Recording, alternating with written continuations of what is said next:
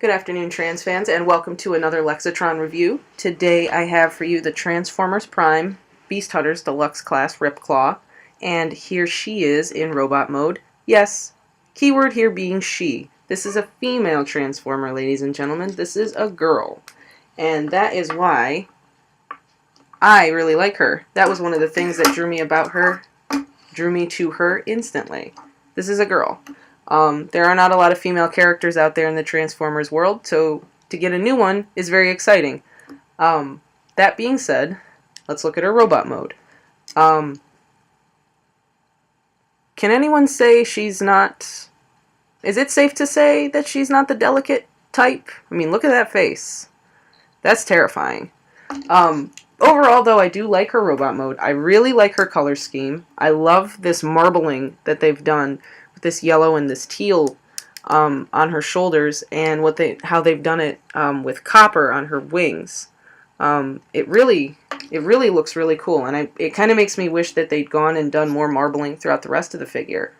Now, she doesn't disguise her beast mode all that well. I mean, she does look pretty cool from the front. I mean, but she does have wings, and she does have a really long tail, and her head, her dragon head, just kind of sits in the back there like this giant backpack. And it does not hide anywhere. So you definitely kind of already know what she's going to turn into. She's not a very well-disguised robot, but that's okay. I don't know. She still looks cool enough in robot mode that I'm willing to forgive it. Now, she does come with this this accessory, this siphon claw, and it opens up, and it's supposed to shut when you push these little yellow buttons here. It's supposed to shut, snap shut. Mine apparently doesn't anymore, but you know, whatever. I like the fact that it matches her paint colors. So when you put it in her hand, it kind of looks like it's extended out of her hand. That's kind of cool. But it does kind of look too big in her hands. But it's not overweight. It's not like a heavy accessory, so it doesn't put a lot of strain on her joints, so that's good. But I don't know, it's just kind of blah in there in robot mode. I prefer to use it in her dragon mode. But still, it's just, it's there. Now, she does have ball joints at the hips and at the shoulders, so she does have 360 rotation in her legs and her arms. However, this teal piece back here and these shoulder pieces right here kind of inhibit her arm movement a little bit in robot mode. She does have a bend at the elbow, and her arms do kind of move back and forth a little bit, but that's part of the transformation. And in her legs, she has a knee bend here and a knee bend here, so you can have her do that up there if you want her to. And her feet are on ball joints. Praise Primus. Her feet are on ball joints, so you get a lot of movement there. So you can really pose her very well if you want to in robot mode. You've got options. Her head, however, her head is kind of sunken in here like this, and you really can't move it around all that well, except like up and down a little bit. So that kind of sucks, but you know, it is what it is. But yeah, definitely not a bad robot mode for as far as these Beast Hunter figures go. I kind of like it. That being said, let's transform her. First thing you're going to want to do is lift her shoulders just straight up, just like that.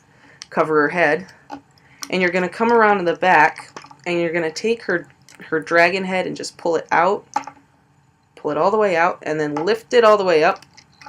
Now there are these two, on the maroon piece, there are these two little slots that these teal pieces will just snap into. So you're just going to snap the head together and the neck and just snap that together.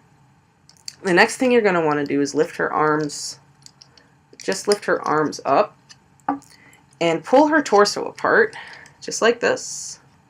That'll just come right apart. And you're going to take these teal pieces and you're just going to pull them forward. And they will just snap together. just like that. And then what you're going to want to do is just bring her legs down, bring her other legs down, and you're going to take this tab right here and pull it out, just like that. Fold her leg back, and then fold this piece up in there, just like that. And that is her one leg. Do the same thing on the other side.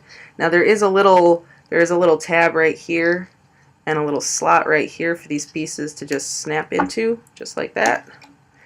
And then you're going to come around to the front and you're going to pull her feet out. Now just a quick note, on mine, I don't know if this is quality control or if this is something else, but there are, on the bottom of her feet, there are splotches of gold paint where there shouldn't be.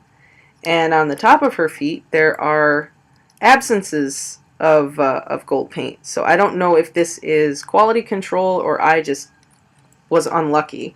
But I was disappointed with that, and I thought that was sloppy work, and I didn't like that.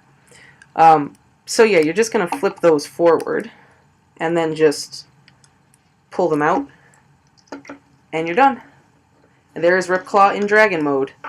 Now, oh my goodness, that is cool, right guys? That is pretty cool. She's got an awesome dragon mode.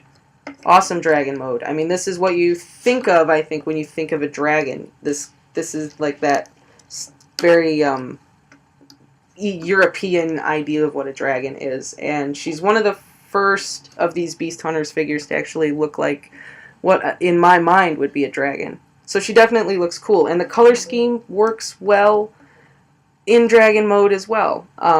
Now, her head, though, I gotta talk about this, guys. Her head is made of, the top of her head is made of this soft plastic that just, I don't know why. I mean, her head looks cool. I mean, she looks scary, she looks cool, but it's made out of this soft plastic.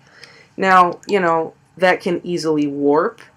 And I'm wondering, since it's, you know, this piece is obviously attached to this harder plastic piece with this pin, I'm wondering if over time or with too rough, you know, if you're too rough with it, if it'll rip.